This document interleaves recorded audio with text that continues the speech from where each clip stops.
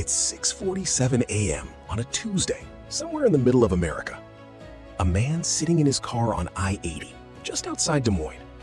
The sky is that pale gray color the Midwest wears for half the year. Trucks drift past in slow lines. His coffee's cold. His phone lights up again on the passenger seat. Another email. Another version of the same message. We need everyone to do more with less. And even before he opens it, his chest tightens.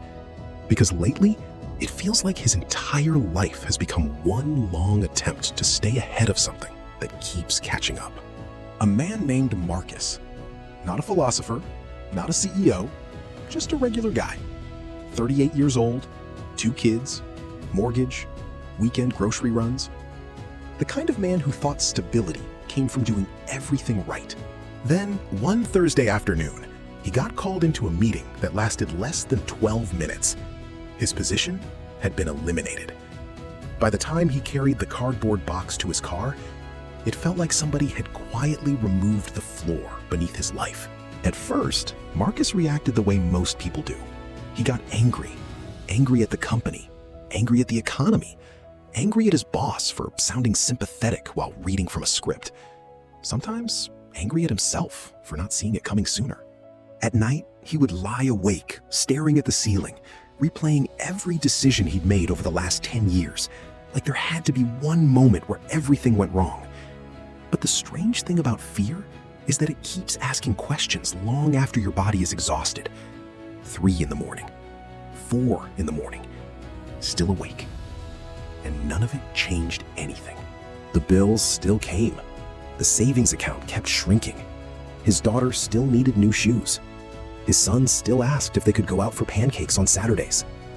Life didn't pause just because Marcus was hurting. Then one night, sitting alone in the dark with the glow of his phone lighting up the room, he came across a sentence written almost 2,000 years ago by Marcus Aurelius. You have power over your mind, not outside events. Realize this, and you will find strength. That sentence didn't magically fix his life. It didn't give him a new job. It didn't erase the fear. It didn't promise everything would work out. But it reminded him of something he had completely forgotten. Not everything deserves to be carried.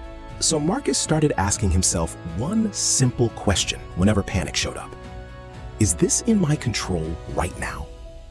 If the answer was no, he practiced letting it go. Not perfectly, not instantly, but deliberately.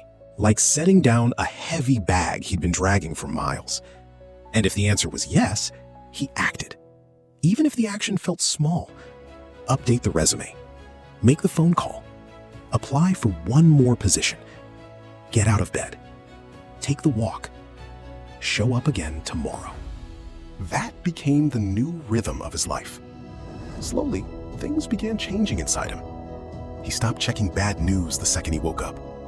Started waking up 10 minutes early, just to drink coffee in silence before the house came alive. Spent less time trying to predict the future. Spent more time paying attention to the day directly in front of him. One morning, his daughter asked him why he seemed calmer lately. Marcus looked at her for a second before answering. I think I'm learning to carry only what I can actually hold. Weeks passed, then months. The interviews didn't immediately turn into offers. Some companies never called back. A few sent rejection emails so cold, they sounded automated. There were days Marcus sat in parking lots before interviews, gripping the steering wheel, trying to steady his breathing. Days he smiled at his family, even while wondering how much longer the savings would last. But somewhere during that difficult season, something important happened. Marcus stopped waiting for life to feel fair before moving forward. He took a temporary warehouse job, loading trucks under fluorescent lights. Not because it was glamorous, not because it was his dream, because it was honest work, and it was what he could do with dignity. Every morning, before walking inside, he repeated the same sentence to himself.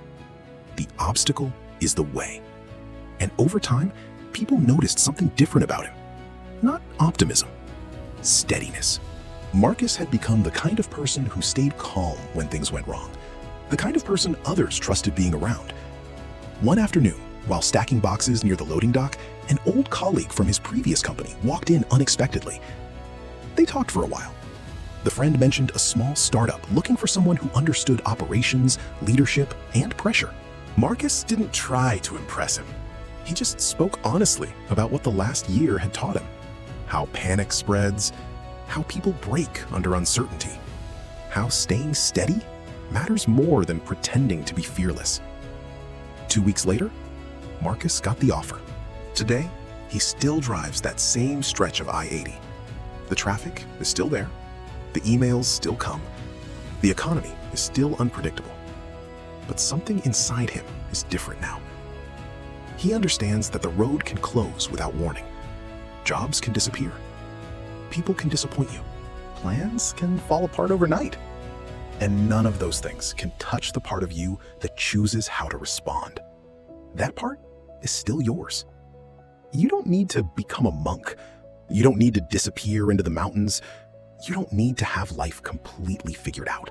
You only need to remember, in the middle of whatever storm you're facing right now, that freedom begins the moment you stop trying to control what was never yours to hold and start focusing on what is. So the next time you're stuck in traffic, or staring at another stressful email, or lying awake at 3 a.m. with your mind racing, ask yourself the same question Marcus learned to ask. Is this in my control? If it isn't, set it down. If it is, pick it up calmly and keep moving.